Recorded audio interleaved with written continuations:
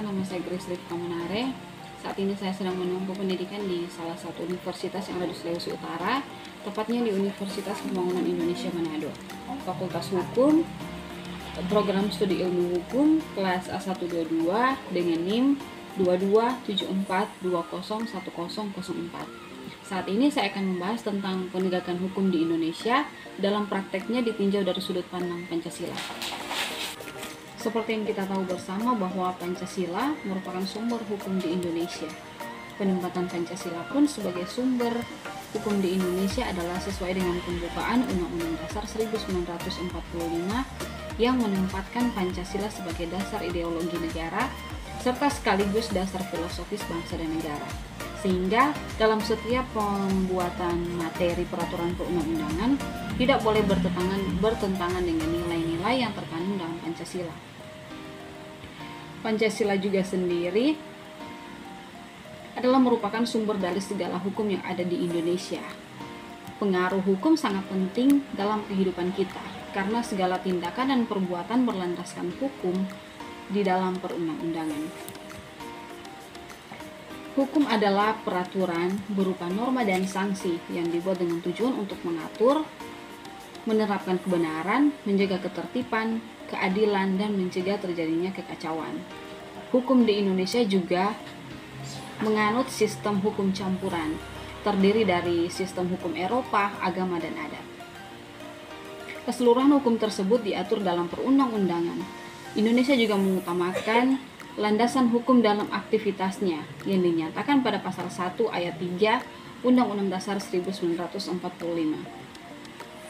Tujuan penegakan hukum juga sebagai upaya membentuk dan membangun kesadaran moral pada penegak hukum dalam penerapan nilai-nilai Pancasila yang luhur yang mencerminkan proses keadilan bagi seluruh rakyat Indonesia dan kemanusiaan yang adil dan beradab dalam penegakan hukum di Indonesia.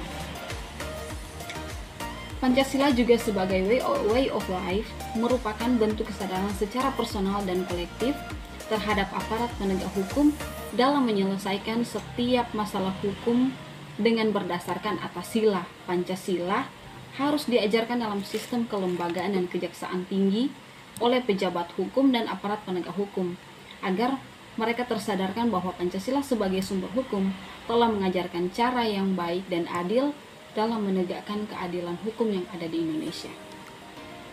Lantas bagaimanakah kondisi hukum yang ada di negara Indonesia? Hukum di Indonesia saat ini sedang tidak baik-baik saja, bahkan menuai banyak kritik dari berbagai pihak. Hukum saat ini hanya sebagai hal yang sering kali diabaikan, bahkan tidak dianggap oleh kalangan tertentu. Masih banyaknya praktik korupsi, kolusi, dan nepotisme mafia hukum menjadi sumber masalah di bidang penegakan hukum yang tidak pernah mengimplementasikan nilai-nilai Pancasila. Bahkan banyak juga kasus seperti sabotase, diskriminasi, pengistimewaan bagi mereka yang memiliki kekuasaan, dan lain sebagainya. Kondisi hukum di negara kita saat ini dapat dikatakan dengan tumpul ke atas dan tajam ke bawah. Sering kita mendengar bahwa hukum di Indonesia dapat dibeli oleh mereka yang memiliki kekuasaan, jabatan, dan orang yang memiliki uang berlimpah. Pasti akan aman dari hukuman.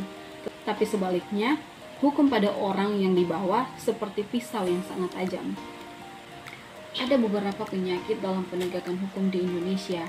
Yang pertama, penegak hukum menegakkan hukum sesuai dengan hukum, tapi tidak mewujudkan keadilan, seperti yang tertulis pada sila kelima Pancasila. Dan yang kedua adalah penegak hukum menegakkan keadilan tanpa melandasinya dengan suatu hukum. Seharusnya hukum dan keadilan berjalan seiringan. Menegakkan hukum harus memperhatikan sisi keadilan. Menegakkan keadilan juga harus sesuai dengan aturan hukum. Karena tujuan hukum yang berlandaskan Pancasila adalah mencerminkan proses keadilan bagi seluruh rakyat Indonesia dan kemanusiaan yang adil dan beradab dalam penegakan hukum di Indonesia. Terima kasih. Oke, baiklah teman-teman.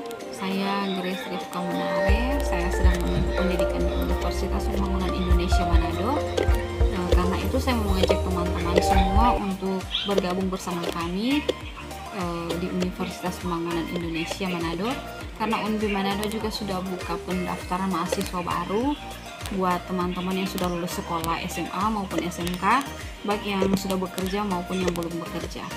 Karena di Unpi Manado kami menyediakan berbagai fasilitas yang memadai, memiliki tenaga pengajar yang profesional dan berpengalaman di bidangnya dengan latar belakang pendidikan S2 dan S3, lulusan dalam dan luar negeri.